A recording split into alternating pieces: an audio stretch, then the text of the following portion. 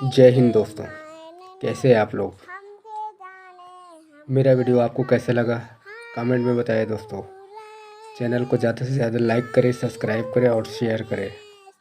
मेरे चैनल को देखने वाले बहुत हैं दोस्तों, लेकिन सब्सक्राइब करने वाला कोई नहीं है। तो प्लीज़ आप लोग जो भी देख रहे हो, नए हो, मेरे चैनल को सब्सक्राइब करें। बहुत अच्छा लगता है दोस्तों, आप लोग सब्सक्राइब करते हैं तो मन होता है कि कोई तो बढ़ रहा है मेरे चैनल पे देखने वाला। आप लोगों से गुजारिश है दोस्तों, मेरे चैनल को सब्सक्राइब करें प्लीज़। मैं आप लोगों के लिए अच्छी से अच्छी स्टोरी लाते रहूँगा। गोगा मणि का हो, सीना मर्डर केस का हो, बहुत अच्छा अच्छा स्टोरी लाऊंगा दोस्तों। हिम्मत तो बढ़ेगा मेरा, कम से कम आप सब्सक्राइब तो करो। कल का वीडियो कितना शानदार था, कितना अच्छा स्टोरी था, जाके देखे वहाँ उस चैनल पे, बहुत ही अच्छा वीडियो था। आप मेरे चैनल को सब्सक्राइब करो दोस्तों। देश दुनिया की स्टोरी दोस्तों, बहुत ही अच्छा अच्छा स्टोरी है। आगे हम हमारे चैनल पे बहुत सारा चीज़ देखेंगे, बहुत सारे नॉलेज प्राप्त करेंगे। अभी फ़िलहाल जो है गोगामणि केस से जुड़ी हुई खबरें हैं अभी हमारे पास। आओ तो चलते हैं हमारे स्टूडियो पे, लेकिन जाने से पहले दोस्तों एक बार सब्सक्राइब ज़रूर कर दे। धन्यवाद। आओ चलते हैं हमारे स्टूडियो पे।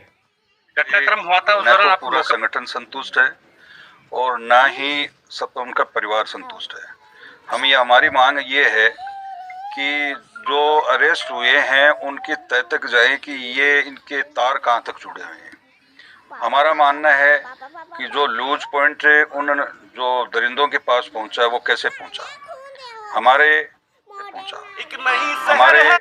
सभी जो करनी सैनिक है वो संशय में है कि एक गिरफ्तारी करके और ये पुलिस व प्रशासन ने वही तीसरी नहीं मानी। हम ये चाहते हैं कि उसकी जड़ तक पहुंचे और उसको लूज पॉइंट उन दरिंदों को कहां से मिले।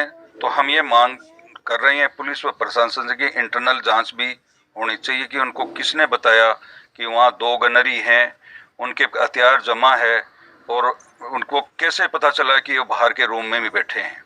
तो ये कभी बाहर के रूम में नहीं बैठते थे, कार्यालय में बैठते थे। कार्यालय हमेशा लॉक रहता था, गनर उनको भेजता था जांच करके। तो ये जांच का विषय है कि हम तो मांग कर रहे हैं कि अंदर तक भी जांच होनी चाहिए। कौन, हमें ये संशय पैदा हो रहा है कि कोई अंदर का आदमी तो इसमें भागीदार नहीं है। बहुत ही मतलब जरूर मांग है कि इसका निष्कर्ष निकले और इन दरिंदों को जहां तक पहुंचे कि उनके तार किससे जुड़े हुए हैं, उनका खुलासा पुलिस को जल्द से जल्द करना चाहिए। नहीं तो हम क्या है कि ये 12 दिन होने के बाद में उनके क्रियाक्रम में पूरी भागीदारी करने के पूरे भारत की राष्ट्रीय राजपूत करनी से ना अगर न्याय नहीं मिला और जो दोषी है उनको गिरफ्तार नहीं किया, क्योंकि ये तो हायर किए हुए थे। हम ये कहते हैं कि जड़ में जाएं, जो जिन्होंने ऑपरेट किया इन लोगों को उन तक पहुंचकर और इनको सबका खुलासा करें। और फिर इनके बाद में हम ये चाहते हैं कि ऐसे दरिंदों को जो भारत में बड़े बड़े लोगों से फिरौती मांगते हैं, उनको टारगेट करते हैं, उनको तुरंत प्रभाव जड़ से खत्म करे, जिससे सभ्य समाज में आदमी का जीना आसान हो सके। कार्यकर्ताओं का सभी की शंका है कि उसको भी पूछताछ के लिए पुलिस ले जाएं और उनसे पूछें, क्योंकि कैमरे और टीवी है वो ऊपर लगी हुई है, वो सारे आने जाने वालों पर नजर रखते थे। सुखदेव जी कभी भी बिना पूछे बाहर नहीं आते थे, पूरी जांच के बाद में ही बाहर के कमरे में आते और आज तक बाहर के कमरे में कभी बैठे नहीं है, क्योंकि आगंतुकों के लिए वो रूम होता है, तो वहां बैठने का उनका कभी भी विचार नहीं रहता था। तो जिस तरह से वो आरोप लगा रहे हैं कि 200 करोड़ की जमीन, 4 भाइयों, उनके पिताजी के जो भाई थे, 4 भाई थे, उनके पिताजी के 53 बीघा जमीन जो आई है, उसमें से उनके 8 भाई हैं, उनके 8 लड़के हैं, उनमें से देख लो उनका कितना हिस्सा आता है। 4-5 बीघा जमीन कुल में उनके हिस्से में आती है और उन्होंने भी वो बेच खा के खाएंगे संगठन को चलाने के लिए। उन्होंने सारी जमीनें हैं, उनके जो कोई प्लॉट वगैरह थे उनको सबको। जयपुर की श्यामनगर स्थित जनपद पर गोलियों से बूंदकर 5 दिसंबर को निर्मम हत्या जिनकी की गई थी श्री राष्ट्रीय राजपूत करनी सेना के प्रमुख सुखदेव सिंह गोगामेड़ी, उनके पारिवारिक परिदृश्य की अगर देखा गया तो उसमें मुख्य रूप से बातें सामने आई कि उन्होंने 3 उनकी पत्नियां हैं। सबसे पहले जो उन्होंने शादी की थी उन्हें तलाक दे दिया गया और उसके बाद एक पत्नी उनके गांव में रहती है, तो दूसरी तरफ उनके जयपुर के जनपद जो श्यामनगर में उनका मकान है वहां पर उनकी लिव इन रिलेशनशिप में एक और पत्नी के साथ वो रहते हैं। इस तरह उनकी कुल 3 पत्नियों का मामला सामने आया है। उसमें ये चर्चाएं चल रही थी जब से उनके निधन हुआ, उसके बाद में परिवार को लेकर जब बातें हुई थी उसमें भी कई चीज़ें सामने आई हैं। उसके बाद सोशल मीडिया पर हर कोई ये जानना चाहते हैं कि उनकी ज़िंदगी में रही 3 महिलाएं कौन थी, कहाँ रहती हैं। इस तरह की मुख्य रूप से सोशल मीडिया पर काफ़ी ट्रेंड चल रहा है। आपको बता दें कि सबसे पहले सुखदेव सिंह गोगामेडी की पहली पत्नी थी शकुंतला चौधरी। सुखदेव सिंह गोगामेडी ने पहली पत्नी का नाम शकुंतला चौधरी है, जो गोगामेडी ने शकुंतला चौधरी से पहली शादी की थी। शकुंतला चौधरी हरियाणा की रहने वाली हैं, एक जाट महिला हैं। शकुंतला चौधरी हरियाणा पुलिस में होमगार्ड भी बताई जाती हैं। हालांकि कुछ कारणों की वजह से उनकी नौकरी चली गई और शादी के कुछ सालों बाद शकुंतला से सुखदेव सिंह गोगामेडी ने तलाक ले लिया था। इसके बाद से ही वह गोगामेडी गांव में ही रह रही हैं। शकुंतला से सुखदेव सिंह को कोई संतान नहीं है। हत्याकांड के बाद वह जयपुर पहुंची हैं। इसी तरह सुखदेव सिंह गोगामेडी की दूसरी पत्नी है शीला शेखावत। सुखदेव सिंह गोगामेडी ने साल 2009 में शीला शेखावत से शादी कर ली थी। शीला हनुमानगढ़ जिले के भादरा जिले में रहती हैं।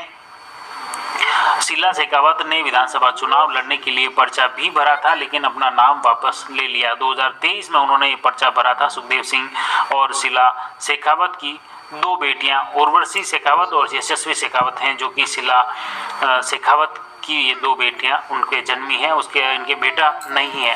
सुखदेव सिंह की तीसरी पत्नी सपना सोनी के नाम सामने आ रहा है। मुख्य रूप से आपको बता दें कि सुखदेव सिंह की तीसरी पत्नी का नाम सपना सोनी है, जो कि जयपुर के श्यामनगर स्थित जनपद पर वो रहती हैं। और आपको बता दें कि सुखदेव सिंह गोगामेडी की जिस जगह हत्या हुई थी उसी मकान में सपना चौधरी रहती हैं। कहा जाता है कि सुखदेव सिंह सपना सोनी के साथ लिव इन रिलेशनशिप में जयपुर में रह रहे थे। भाइयों, चैनल को सब्सक्राइब तो कर दो यारो, बड़ा मिन्नती से विनती कर रहा हूँ मैं। जितने भी 2 लोग देख रहे हैं सबसे विनती है कि ये एक सब्सक्राइब तो बनता है दोस्तों। मेरे भाइयों, मेरे बहनों, माता पिता। और ये मुख्य रूप से 3 पत्नियां हैं। पहली पत्नी से उनका तलाक हो चुका है। उनकी एक पत्नी शीला शेखावत उनके गांव में रहती हैं और दूसरा सपना सोनी जो बताई जा रही है वह लिव इन रिलेशनशिप के तहत वो जयपुर में रहते हैं। सुखदेव की दूसरी पत्नी शीला और सपना के बीच हमेशा झगड़ा होता रहता था। ये भी काफ़ी विवाद कई बार सोशल मीडिया पर भी सामने आ चुके हैं। दोनों ही पत्नियों ने कई बार सोशल मीडिया पर वीडियो डालकर एक दूसरे पर कई गंभीर आरोप भी लगाए। कहा जाता है कि सपना सोनी ने पहले सुखदेव सिंह पर 376 का मुकदमा भी दर्ज करवाया था। हालांकि उन्होंने अपने सारे आरोपों को वापस ले भी लिया था और लिव इन रिलेशनशिप में वो सुखदेव गोगामेडी के साथ रहने लगी। इस घटनाक्रम के बाद खास तौर से शीला शेखावत अंतिम संस्कार में भी शामिल हुई और दूसरी तरफ जब घटना स्थल जहां पर यह हत्या होती है सुखदेव सिंह गोगामेडी की, उसके बाद सबसे पहले तत्काल उन्हें अस्पताल ले जाने वाली सपना सोनी ही होती हैं। ये मुख्य रूप से उनका पारिवारिक बैकग्राउंड है। आपको बता दें कि मुख्य रूप से सुखदेव सिंह गोगामेडी हनुमानगढ़ जिले के भादरा विधानसभा क्षेत्र के गोगामेडी गांव के वो रहने वाले हैं। आपको बता दें कि शीला शेखावत जो कि श्री राष्ट्रीय राजपूत करनी सेना की महिला विंग की प्रभारी थी और वह भी एक तरह से सुखदेव सिंह गोगामेडी की तरह ही बेबाक बोलने वाली थी। कई सम्मेलनों में समाज के राजपूत समाज के कई सभाओं में वह संबोधित करती थी और सुखदेव कर दी गई, जिसके बाद पूरे समाज में आक्रोश है। राजपूत समाज है। हम पहुंचे हैं उनके गांव में, घर पे उनकी बेटी हमारे साथ है। बेटा क्या नाम है आपका? और आज यहाँ सब इकट्ठे हुए हैं क्योंकि मेरे जो पापा हैं सुखदेव सिंह गोगामेडी, उनकी गोली मारकर हत्या कर दी गई है गद्दारों द्वारा। और मेरे पापा ने पहले भी प्रशासन को बहुत बार कहा था कि मुझे सुरक्षा दी जाए, क्योंकि मुझे बहुत धमकियां आ रही है पाकिस्तान से और भी कई देशों से। और जैसे पंजाब पुलिस है, उन्होंने भी बहुत बार कहा था राजस्थान की प्रशासन को और सभी को कि इन्हें सुरक्षा दी जाए, लेकिन कोई ने भी नहीं दी। और इसी का फल आज हम सब देख सकते हैं। और जैसे कि मेरे पापा के बहुत सारे जैसे सपने हैं जो कि मैं पूरे प्रयास करूंगी पूरे करने के लिए। और उन्होंने हमेशा मुझे एक बेटे की तरह ही समझा है, मतलब बेटा ही बोलते थे। और ऐसे बोलते थे, तुम मेरी बेटी नहीं हो, मैं बेटा ही मानता हूँ। और हमेशा तुम्हें अगर मैं नहीं रहूँ तो मेरी जगह हमेशा काम करना है।